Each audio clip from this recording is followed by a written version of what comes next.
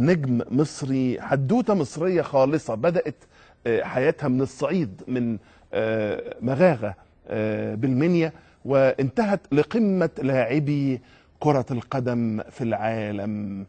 على كل حال تعالوا نتابع الأول قبل الحوار الخاص اللي هيجريه برنامج مصر الجديدة على الهواء مباشرة بعد الفاصل الإعلاني.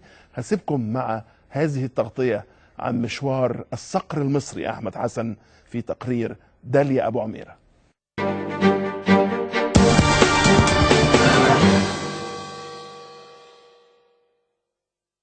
الفرعون المصري أحمد حسن، اللاعب الذي أخذ من الصقر اسمه وصفاته. اتعاملت لأحمد حسن وحطوا رجله وحطوه.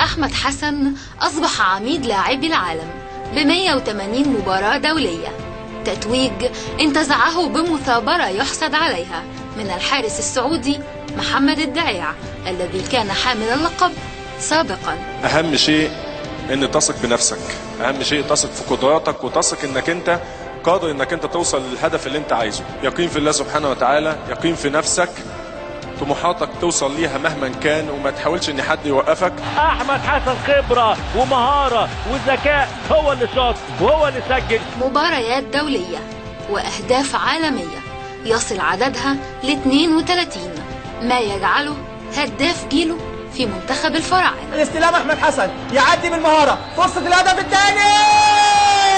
الله!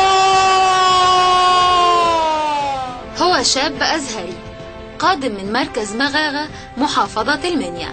بدأ اللعب من مركز شباب قريته، وانطلق بعدها للنادي الأولمبي ثم الإسماعيلي ليبدأ مشواره الاحترافي الذي استمر نحو 10 سنوات في تركيا وبلجيكا.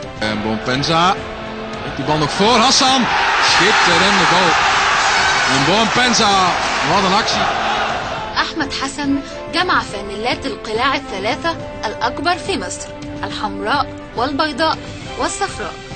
مشوار طويل وقصة كفاح حقيقية قاد فيها منتخب بلاده لانتصارات كان دائما جزءا منها، وكانت دائما تقف في صفه.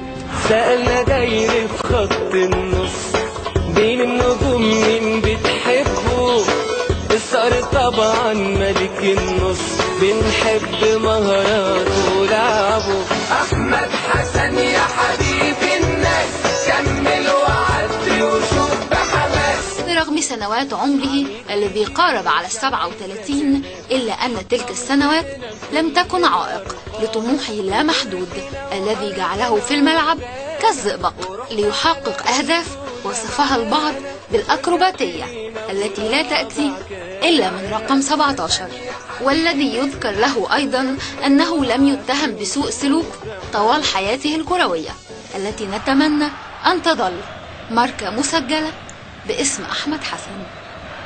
داليا أبو عميرة، برنامج مصر الجديدة مع معتز الدمرداش.